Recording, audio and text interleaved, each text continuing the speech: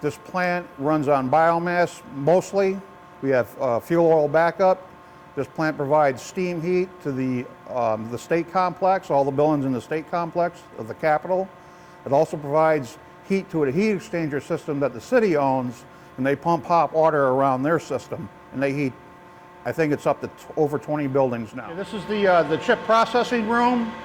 The chips come from the Keith walking floor on this vibrating conveyor. The correct size chips will fall through these holes and process through these conveyors into our storage system.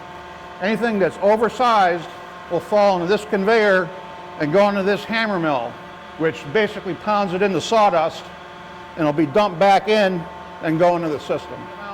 Most of the trees do come from Vermont, some come from New Hampshire. So. And how many tons of chips? We go through, per year, we go through about 7,000 tons. And how much we bring in per week depends on how cold it is.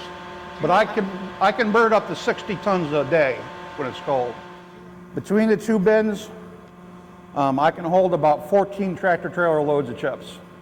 Plus, I can have another sitting on the floor that'll give me 15 tractor trailer loads. That should be enough to get me through any kind of snowstorm. If a northeaster comes and they can't get the trucks on the road, I can plan for that. I can make sure I'm packed full. I should have enough chips to get me through it. This computer, again, it's all touch screen. We control the whole thing by touch.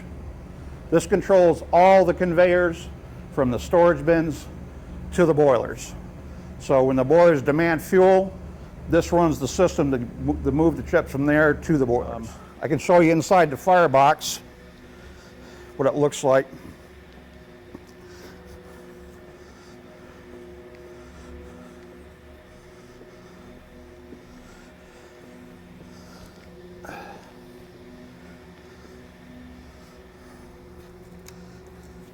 Now, if you look in there, you'll see the stoker screws in the back.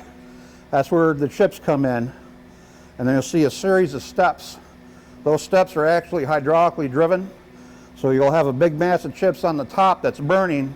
And as it burns, it starts tumbling down. And also, every once in a while, I think it's every 15 minutes, those steps will move like this. And it helps bring it down. Then all the ash will fall down into a screw, an internal screw. You can't see it through here, but it's right there in the bottom. And that screw automatically takes the ash out into this ash conveyor, into that ash drag chain that takes it to our ash dumpster. So this is the city's room.